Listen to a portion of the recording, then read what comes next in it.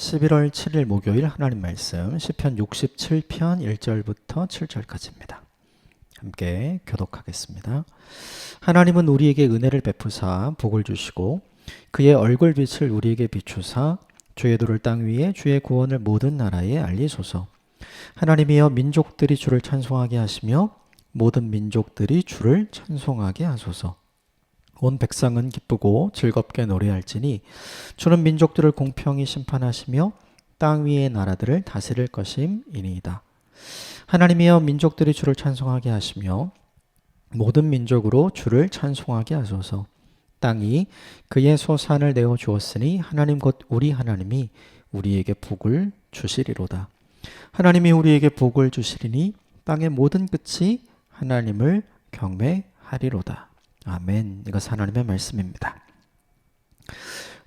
오늘 본문 시편 67편도 배경이 정확하게 알려져 있지는 않아요. 그래서 어떤 배경하에서 쓴 것인지는 잘 모르지만 오늘 본문의 내용을 살펴보면 하나님을 찬송하고 감사하는 내용이 본문에 등장을 하죠. 감사할 상황과 감사할 조건과 감사할 환경이 있었구나. 그렇죠? 요런 것을 생각하시면서 오늘 좀 본문을 살펴보면 묵상하시는 데 도움이 될 것 같고요. 몇 가지만 좀 살펴보고 같이 본문 말씀을 나누도록 하겠습니다. 먼저 1절 말씀 같이 읽읍시다. 1절 시작. 하나님은 우리에게 은혜를 베푸사 복을 주시고 그의 얼굴빛을 우리에게 비추사. 거기에 은혜를 베푸사 복을 주시고 거기에 뭔가 표시를 해주시면 좋을 것 같아요. 하나님께서 창세기에 태초에 천지를 창조하시고 그리고 에덴을 완성하시고 그리고 필요한 모든 것을 창조하신 이후에 이제 마지막에 사람을 창조하시죠.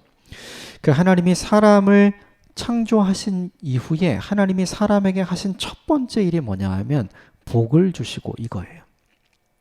그러니까 하나님께서 모든 피조물을 다 완벽하게 창조해 놓으시고 마지막에 사람을 창조하신 다음에 그 사람에게 첫 번째로 하신 일이 무엇이냐면 은혜를 베풀어 복을 주시는 일. 이걸 처음 하죠. 아브라함도 하나님께서 이제 부르시죠. 갈대우르에서 창세기 12장에 하나님께서 너는 내가 너에게 보여줄 땅으로 가라 이렇게 이야기하면서 뭐라고 약속하시냐면 너가 복이 될 거다. 내가 너에게 복을 주어서 네가 복이 될 거다. 복의 근원이 될 거다. 복 자체가 될 거다. 그 다음에 하신 일이 또 하나 있죠. 모든 사람이 너를 통해서 복을 받게 될 것이다. 그러니까 이 복에는 오늘 본문의 이 복에는 사실은 두 가지의 의미를 우리가 생각을 해야 돼요. 우리 복 다 받는 거, 은혜 이거 다 좋은 거잖아요.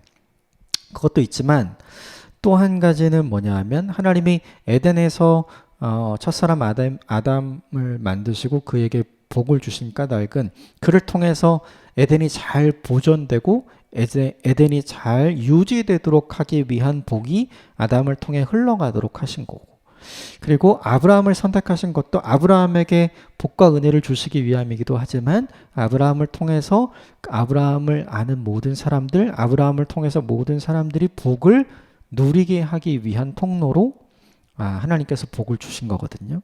그래서 오늘 본문의 복을 두 가지로 좀 생각하면 좋겠어요. 첫 번째는 뭐냐 하면 우리에게 주시는 복, 우리가 흔히 생각하는 하나님의 은혜, 하나님의 복, 좋은 거 이거 생각하면 좋겠고 또 하나는 뭐냐 하면 그 복을 내가 받아서 나만을 위한 복을 주신 게 아니라 나를 통해서 그 복이 누군가에게 흘러가도록 하기 위한 통로로 나를 세우신 의미가 있거든요. 이것을 우리는 보통 부르심이라고 부르기도 하고 사명이라고 부르기도 하는 거죠. 그러니까 복을 주셨으면 복을 받은 사람이 있잖아요. 그 복을 받은 사람에게는 두 가지가 생기는 거예요. 첫 번째는 하나님의 은혜. 우리가 일반적으로 생각하는 복. 두 번째는 뭐냐 하면 그 복을 누군가에게 전하고 흘려보내고 누리게 하기 위한 통로, 즉 사명이 있는 인생을 살아가게 되는 거죠. 이걸 우리에게 좀 적용했으면 좋겠어요. 우리는 다 복 좋아하잖아요. 하나님께서 우리에게도 복 주시고 우리의 가족에게도 특별히 우리의 자녀들에게 복 주시기를 우리는 간절히 기대하고 기도하고 구하고 있잖아요. 근데 중요한 건 그 복은 나만을 위한 복이 아니라는 거예요. 1차적으로는 나에게 주시는 복이기에 나를 위한 것이긴 하지만 그것을 넘어서서 나를 통해 누군가가 그 하나님의 은혜와 복을 누리기를 원하시는 것이 하나님이 복을 주신 이유이기도 하기 때문에 이 두 번째가 우리 인생을 통해서 일어나는 일로 이게 훨씬 더 중요해요. 그래서 생각을 해야 돼요. 우리가 하나님 나라 갔을 때 하나님, 내가 세상을 살아가면서 이런 복을 누렸습니다 라고 이야기할 때 무엇이 우리의 기쁨이고 자랑이 될 수 있을 것인가?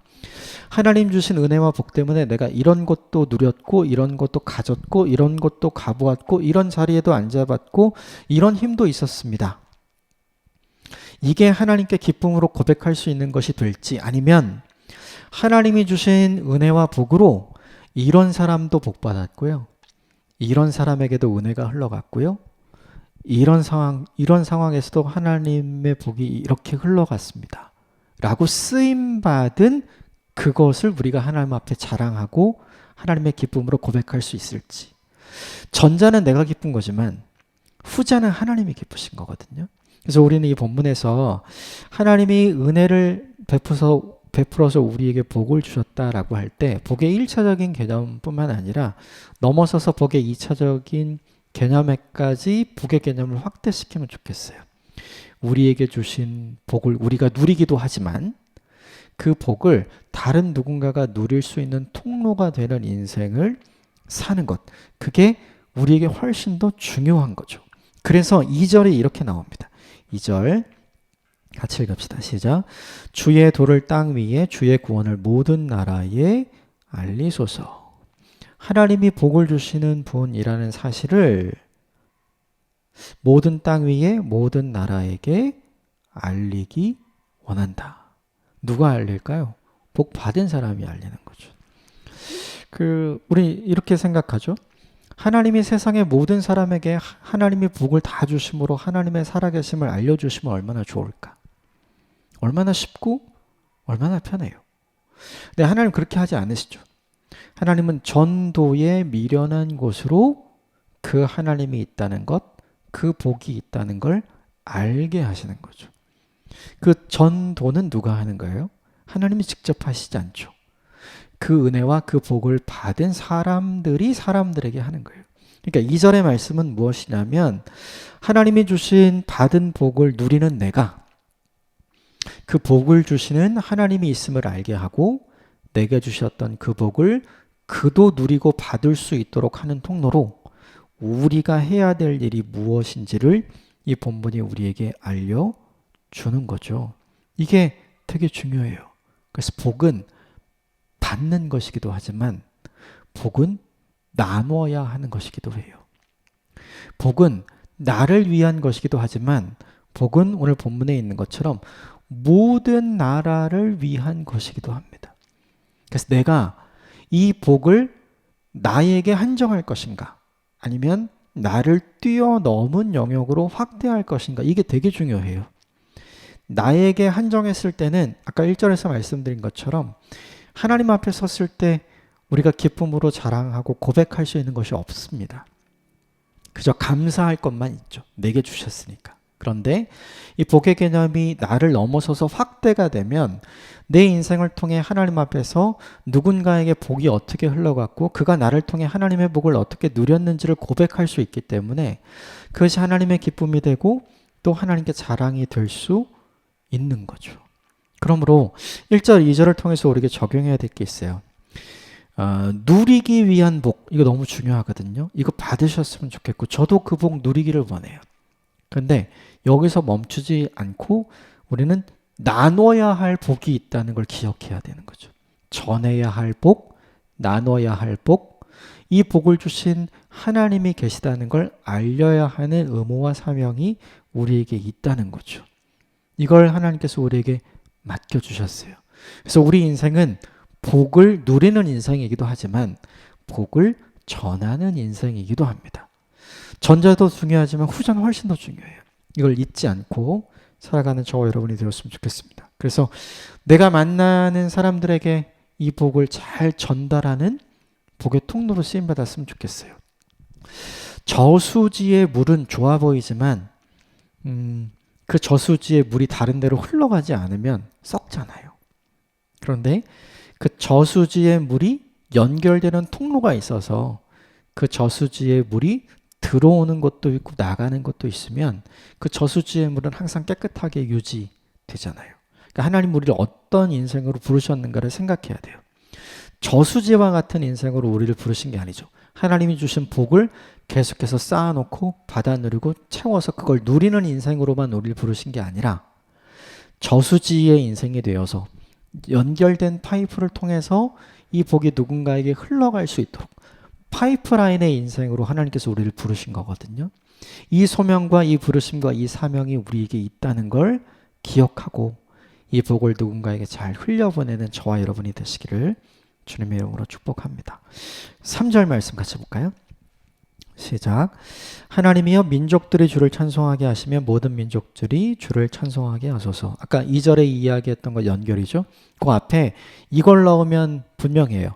하나님이여 우리를 통하여 민족들이 주를 찬송하게 하시고 모든 민족들이 주를 찬송하게 하소서. 이렇게 딱 집어넣으면 우리가 복을 누리는 사람으로도 부름 받았지만 복을 전해야 하는 사람으로도 부름을 받았다. 이걸 알 수 있죠. 4절 말씀 같이 읽읍시다. 시작. 온 백성은 기쁘고 즐겁게 노래할지니 주는 민족들을 공평히 심판하시며 땅 위의 나라들을 다스릴 것임이니이다. 이것도 마찬가지예요. 앞에 우리를 통하여 우리가 그 복을 전하면 모든 백성이 기쁘고 즐겁게 하나님을 노래할 것입니다. 지금 이렇게 자연스럽게 연결되잖아요. 그래서 3절과 4절을 통해서 우리가 우리에게 적용해야 할 것이 있어요. 그것은 무엇이냐면 모든 민족이 찬송하기 위해 하나님이 누구를 선택하셨는가? 우리를 통하여, 우리죠. 모든 민족이 기쁘고 즐겁게 하나님을 예배하기 위해 하나님이 누구를 선택하셨는가? 우리를 통하여. 그래서 하나님 우리가 필요해요. 이게 되게 역설적인 게 우리가 하나님을 필요로 하잖아요. 하나님 이거 필요합니다. 이거 필요합니다. 이것도 도와주시고 저것도 해결해 주세요. 우리 힘으로 안 되니까 우리가 하나님을 필요로 하는 인생이니까요. 그런데 우리는 거꾸로는 잘 생각하지 않는 것 같아요. 하나님도 우리를 필요로 한다라고는 생각하지 않아요. 왜냐하면 하나님은 전능하시다 라는 개념이 있기 때문에. 근데 그 전능하신 하나님이 스스로의 전능하심을 제한한 거예요. 하나님께서 하나님의 능력을 모든 사람에게 보여주시지 않고 우리를 통해서 전하게 하시고 우리를 통해서 흘러가게 하시고 우리를 통해서 보여주게 하시잖아요. 그래서 반대도 있어요. 하나님도 우리를 필요로 하신다. 이 하나님의 우리를 필요로 하신, 즉 하나님의 부르심이죠. 하나님의 소명, 하나님이 주신 사명. 이것을 바르게 응답하는 저와 여러분이 되시기를 주며 축복합니다. 우리 인생을 사는 동안 누리는 인생으로 하나님께서 우리를 부르시기도 했지만 하나님을 전하는 인생으로, 복을 나누는 인생으로 우리를 부르시기도 했다. 이것을 잊지 않고 이 본문의 말씀을 적용하는 저와 여러분이 되었으면 좋겠습니다. 5절은 같은 말씀이 3절과 같은 말씀이 반복되고 있죠. 정말로 이렇게 하나님이 하기를 원하신다는 거죠. 6절 같이 읽읍시다. 시작. 하나님이 그의 소산을 내어주었으니 하나님 곧 우리 하나님이 우리에게 복을 주시리로다. 이것도 앞에 우리를 통하여를 넣으면 되게 쉬워요. 우리를 통하여 하나님이 땅에 그의 소산을 하나님께서 주신 거라는 사실을 사람들에게 알려줄 수 있잖아요. 우리를 통해서 모든 것이 어디에서 왔는가? 우리를 통해서 누가 그것을 주시는 분인가? 하나님은 이걸 알려지기를 원하시는 거죠. 이 본문을 보면 하나님이 우리를 어떤 방식으로 사용하기를 원하시는가? 증인이요, 증인. 하나님이 이런 일을 하시는 분입니다. 하나님이 우리에게 이런 일을 하셨습니다. 하나님이 우리에게 이런 복을 주셨습니다. 하나님이 우리에게 이런 은혜를 주셨습니다. 이거를 알리는 증인의 삶을 하나님께서 우리에게 원하시는 거죠. 이걸 기억해야 돼요. 우리는 이렇게 생각합니다. 하나님의 은혜로 예수 그리스도 믿고, 그렇죠? 예수 그리스도를 믿은 그 은혜로 이 땅에서 은혜와 복을 누리면서 잘 살다가, 그리고 하나님 나라, 우리가 천국 가는 거, 뭐 이게 하나님이 주신 가장 큰 은혜라고 생각을 하는데 그게 아니에요. 하나님이 우리를 뭐로 부르시냐면 동역자, 증인으로 우리를 부르시는 거거든요. 그러면 하나님이 가장 기뻐하실 때가 언젠가를 생각해야 돼요. 증인으로서의 역할을 충실하게 하고 하나님 나라에 간 사람과 그렇지 않은 사람, 전달자로서의 역할을 충실히 하고 하나님 나라 간 사람과 그렇지 않은 사람, 누가 하나님의 기쁨과 자랑이 될까요?